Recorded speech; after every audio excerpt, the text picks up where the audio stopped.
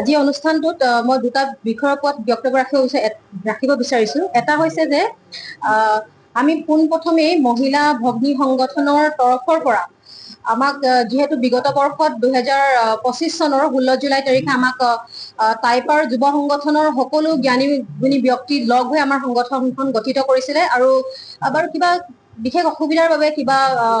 বিগত 10 মাহ পাৰ হৈছিল যদি আমাৰ শপত গ্ৰহণ অনুষ্ঠানটো হোৱা নাছিল। ইয়াত আমাৰ কোনো ক্ষোভ নাই, হয়তো কিবা এটা বিশেষ অসুবিধাৰ বাবে হোৱা নাছিল। তাৰ মাজতে আমাৰ দুই এদিনত আমি গম পাইছো যে আমাৰ টাইপাৰ যুৱ সংগঠনৰ মাজত কিছু মনোমালিন্য ঘটিছে। আৰু চাওক, কোনো এটা সংগঠনত কিবা এটা মানে থোটা মোজা লগাটো স্বাভাৱিক আৰু মনোমালিন্য ঘটাটো স্বাভাৱিক। আমি আমাৰ মহিলা ভগ্নী সংগঠনৰ সন্মানীয় সভানেত্ৰী মন্দিৰা চাংমাই বাইদেউৰ লগত আমাৰ ফোনযোগে বহুতো আলোচনা চলিছিলে যে আমি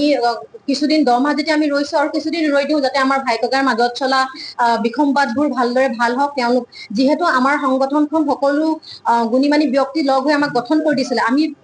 এই ৰাস্তাত খুবেই নতুন আৰু আমি সেইকাৰণে বিচাৰিছো আমাৰ যোনটো শপত গ্ৰহণ অনুষ্ঠান, এটা পবিত্ৰ অনুষ্ঠান যাতে সকলোৰে মোকামিলা হৈ সকলোৰে উপস্থিতিত ভালদৰে যাতে আমাৰ অনুষ্ঠানটো আয়োজন হওক, আমি সেইটোকে আশা কৰি পানি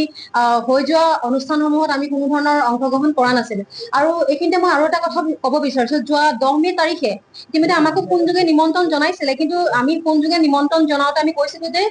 যিহেতু আমাৰ পথ প্ৰদৰ্শক হিচাপে আমি সন্মানীয় আমাৰ যুৱ পৰিষদৰ টাইপাৰ সন্মানীয় সভাপতি মানচাও দিগন্ত তামুলী ডাঙৰীয়াক আমি আমাৰ পথ প্ৰদৰ্শক বুলি ভাবো, আৰু লগতে যিসকল উপদেষ্টাৰ লগতে সন্মানীয় সদস্যসকল আছে আমি সকলোকে আমাৰ পথ প্ৰদৰ্শক বুলি ভাবো। এতিয়া চাওক, আমি এইটো কৈছো যে আমি এইটো নকওঁ যে কোন শুদ্ধ কোন অশুদ্ধ বুলি আমি নকওঁ, কাৰণ আমাৰো বিবেক আছে। আৰু সেইকাৰণে আমি দুদিন ধৈৰ্য ধৰিছো যে আমাৰ সকলোবিলাক সমাধান মানে মনোমালিন্য যিবিলাক হৈছে তেওঁলোকৰ মাজত সেইবিলাক সমস্যা সমাধান হওক আৰু এটা সুন্দৰ পৰিৱেশ সৃষ্টি কৰি যাতে আমাৰ মহিলা ভগ্নী সংগঠনখনৰ শপত গ্ৰহণ অনুষ্ঠানটো তেওঁলোকে আয়োজন কৰিব। 2025 চনৰ 16 জুলাই তাৰিখে লখিমপুৰত 30 সংখ্যক আমাৰ টাই আহোম যুৱ পৰিষদৰ প্ৰতিষ্ঠা দিৱসৰ দিনা মহিলা অভিৱৰ্তন আৰু টাই আহোম মহিলা পৰিষদখন গঠন কৰা হৈছিল। ডিব্ৰুগড় বুলি তেখেতসকলে আচলতে তেখেতসকলৰ মনোমালিন্য আমি বহুত দিনৰ পৰা ভিতৰে গম পাইছিলো, কিন্তু আমি 10 মে তাৰিখৰ তেখেতসকলে ইমান তৎপৰতা কিয় ললে, মই বাৰে কৈছিলো যে আমি 10 মাহ অতিক্ৰম কৰিলে, আমি 10 মাহটো ৰৈ দিলো, আৰু লাগিলে আমি 2 মাহ ৰৈ দিম, আপোনালোকে নিজৰ ঘৰখন ঠিক কৰক, তাৰপিছত আমাৰ মহিলা পৰিষদক আপোনালোকে নিৰ্দিষ্ট শপত গ্ৰহণ কাৰ্যসূচী কৰিব, আৰু লগতে দিহা পৰামৰ্শ আপোনালোকৰ যথেষ্ট জ্যেষ্ঠসকল আমাৰ দিহা পৰামৰ্শৰ প্ৰয়োজন আছে, গতিকে তেতিয়া আপোনালোকৰ দিহা পৰামৰ্শবিলাকো আমি গ্ৰহণ কৰিম, এনেধৰণৰ কিন্তু তেওঁলোকক মই অনুৰোধ জনাইছিলো। মোৰ অনুৰোধ সভানেত্ৰী হিচাপে মোৰ অনুৰোধ ৰক্ষা নকৰি তেখেতসকলে কিন্তু 10 মে সেই 10 গৰাকীকে লৈ পিনে তেখেতসকলে শপত বাক্য পাঠ কৰালে। বিজেপি প্ৰাৰ্থী কুশল দৰৈ ডাঙৰীয়াই যিখন ৰাজহুৱা সভা আহ্বান কৰিছিল শিৱসাগৰ উন্নয়নক লৈ, সেই সভাত কেৱল মই উপস্থিত নাছিলো, মোৰ লগতে টাইপাৰ শিৱসাগৰ জিলা সমিতিৰ 15 জন শীৰ্ষ বিষয়ববী আছিল আৰু বহুকেইটা সংগঠনৰ প্ৰায় 150 কৰ্মী তাত উপস্থিত আছিল। আৰু সেই সভাত তেখেতে শিৱসাগৰ উন্নয়নক লৈ যিবিলাক তেখেতৰ পৰিকল্পনা আছিলে সেই পৰিকল্পনাবিলাক ব্যক্ত কৰিছিল আৰু আমি শুনিছিলো। আৰু শুনি আহি আমি যেতিয়া সংবাদ মাধ্যমত বক্তব্য ৰাখিছিলো তেতিয়া কিন্তু আমি কেতিয়াও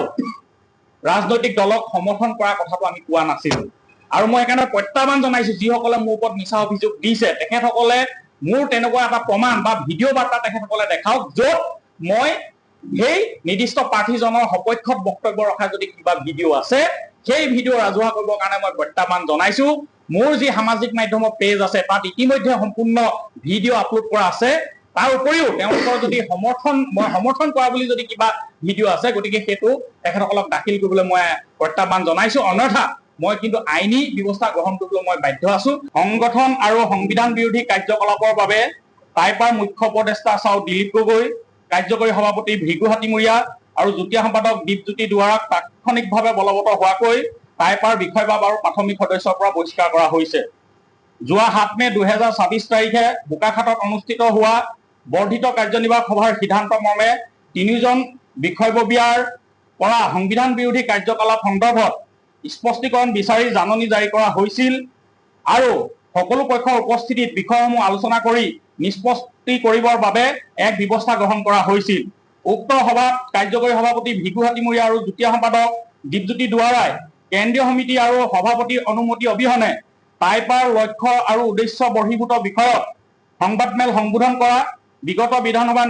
নিৰ্বাচনত নিৰ্দিষ্ট ৰাজনৈতিক দলৰ প্ৰাৰ্থী হৈ বিভিন্ন স্থানত প্ৰচাৰ চলোৱাৰ লগতে টকা বিতৰণ কৰা আদি সংবিধান বিৰোধী কাৰ্যকলাপত লিপ্ত হোৱা আৰু মুখ্য উপদেষ্টা দিলীপ গগৈয়ে টাইপাৰ উপমুখ্য কাৰ্যালয় টাইপাৰ কাৰ্যনিৰ্বাহক সভাৰ সিদ্ধান্ত অবিহনে চৰকাৰী পুঁজিৰে ব্যক্তিগত ব্যৱসায়িক এলেকাত নিৰ্মাণ কৰা তথা টাইপাৰ উপমুখ্য কাৰ্যালয়ৰ বাবে কামৰূপ জিলাৰ সোণাপুৰত আবণ্টিত 8 বিঘা মাটি টাইপাক হস্তান্তৰ নকৰি নিজে দখল কৰি ৰখাৰ অভিযোগ উত্থাপন হৈছিল। টাইপাৰ কেন্দ্ৰীয় সমিতিৰ সিদ্ধান্তত সহযোগিতা কৰাৰ পৰিৱৰ্তে যোৱা 10 মে 2024 তাৰিখে ডিব্ৰুগড়ত টাইপাৰ ভগ্নী সংগঠন টাই আহোম মহিলা পৰিষদ অসমৰ সভানেত্ৰী নাং মন্দিৰা চাংমাই, কাৰ্যকৰী সভানেত্ৰী লাৱণ্য মোহন আৰু যুটীয়া সম্পাদিকা হিমাদ্ৰী বুঢ়াগোহাঁইৰ অনুপস্থিতিত টাইপাৰ কেন্দ্ৰীয় সমিতিৰ অজ্ঞাতে এগৰাকী যুটীয়া সম্পাদিকা আৰু 31 গৰাকী বিষয়ববীয়া বিশিষ্ট টাই আহোম মহিলা পৰিষদৰ মাত্ৰ 10 গৰাকী বিষয়ববীয়াক লৈ শপত গ্ৰহণ কৰি টাইপাৰ দৰে মহিলা পৰিষদকো বিভাজনৰ ষড়যন্ত্ৰ ৰচনা কৰে। বাৰম্বাৰ সংগঠন আৰু সংবিধান বিৰোধী কাৰ্যকলাপৰ বাবে উক্ত 3জন বিষয়ববীয়াক সংগঠনৰ মজিয়াৰ পৰা বহিষ্কাৰ কৰা হৈছে। টাইপাৰ সকলো পক্ষক একেখন মঞ্চত একত্ৰিত কৰাৰ স্বাৰ্থত 6 গৰাকী কেন্দ্ৰীয় বিষয়ববীয়াক বিশেষ দায়িত্ব প্ৰদান কৰা হৈছে। শিৱসাগৰৰ ঐক্যৰ সভাগৃহত আয়োজিত আজি সংবাদ মেলত টাইপাৰ কেন্দ্ৰীয় সমিতিৰ সভাপতি দিগন্ত তামুলী, যুটীয়া সম্পাদক শুভম কোঁৱৰ, সহকাৰী সম্পাদক প্ৰাঞ্জল কোঁৱৰ আৰু সুৰজ গগৈ, সাংগঠনিক সম্পাদক ৰমেন গগৈ, সাংস্কৃতিক সম্পাদক যদুমণি বৰুৱা, দুলাল বৰুৱা, প্ৰচাৰ সম্পাদক নীলিম চেতিয়া, কাৰ্যনিৰ্বাহক সদস্য অৰূপ গগৈ, টাই আহোম মহিলা পৰিষদৰ কেন্দ্ৰীয় সমিতিৰ সভানেত্ৰী মন্দিৰা চাংমাই, যুটীয়া সম্পাদিকা হিমাদ্ৰী বুঢ়াগোহাঁইকে ধৰি টাইপাৰ আৰু টাই আহোম মহিলা পৰিষদৰ কেইবাখনো জিলা মহকুমা সমিতিৰ বিষয়ববীয়া উপস্থিত থাকে। যিকোনো খবৰৰ বাবে যোগাযোগ কৰক আমাৰ এই নম্বৰত 9181 307 221।